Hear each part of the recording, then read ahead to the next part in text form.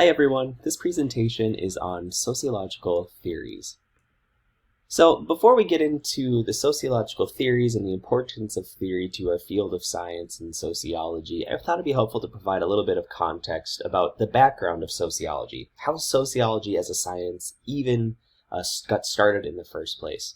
So sociology originated during the Industrial Revolution, and during the Industrial Revolution, society here in America experienced a pretty radical change, specifically in terms of our work-family environments. These huge industries were being developed that were requiring people to work in these factories, and it was very much a different change of pace of life comparison to what we had before the Industrial Revolution.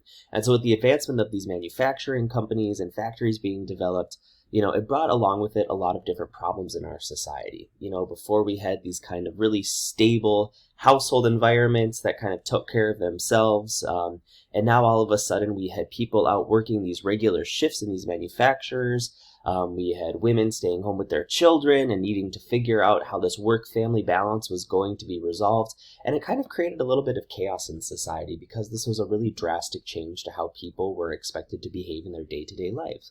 Now, other fields of science existed, like psychology and anthropology at this time, definitely hard sciences like engineering and so forth, but none of them really helped understand and solve the problems, the social problems that were being created during this drastic change of social life that started as a result of the Industrial Revolution.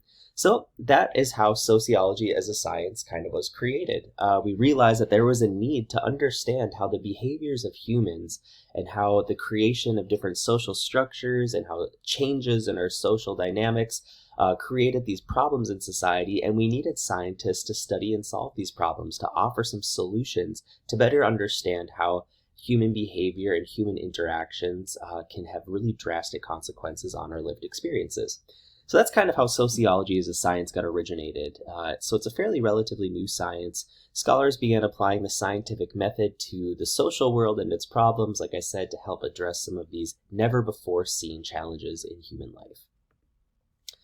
So when scientists started studying human behaviors and human interactions, we focus on two different levels of analysis. On one hand, we have the micro level of analysis, which is research that focuses on the smallest levels of human interaction.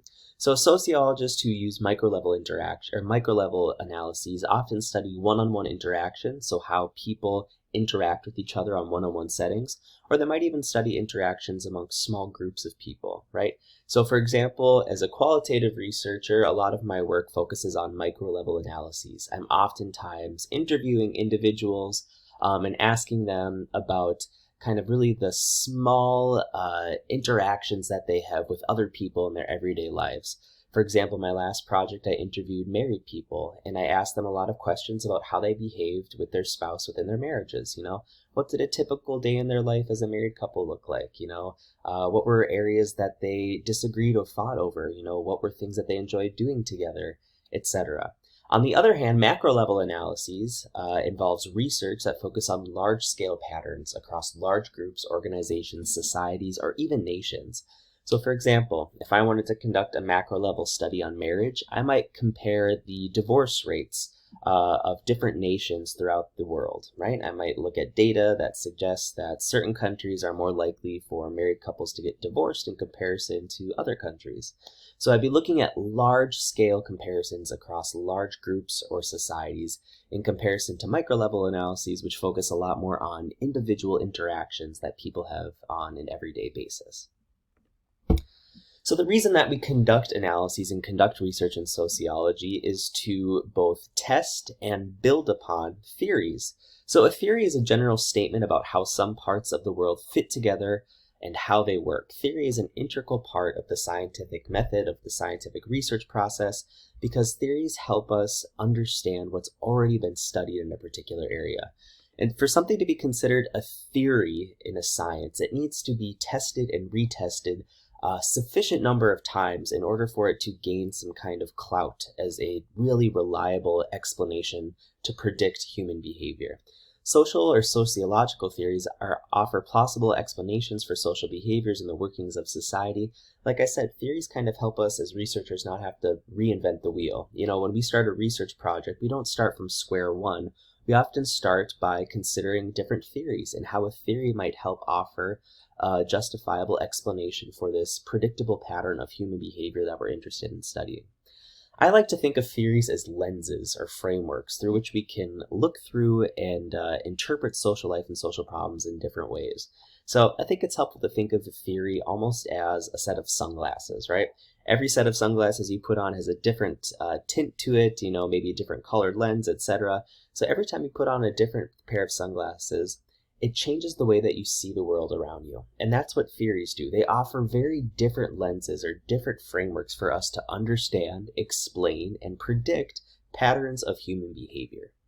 Now, in sociology, we often talk about the big three theories. So these are kind of the three foundational theories that our entire discipline of sociology has been built upon. And since the development of these big three theories, which we're going to be talking about in this presentation, there have been literally hundreds of sub-theories that have been developed as kind of offshoots or extensions of these. So there's many different theories that sociologists use depending on the specific field of study that they're in. For example, as someone who predominantly studies the sociology of gender and sexuality, there's dozens of theories specific to gender and sexuality that I use as a researcher to help explain my research and to test my research questions and hypotheses that I develop. But a lot of those theories that I use are an extension of some of these big three theories, whether it's functionalism, conflict theory, or symbolic interactionism, all of which we'll talk about today.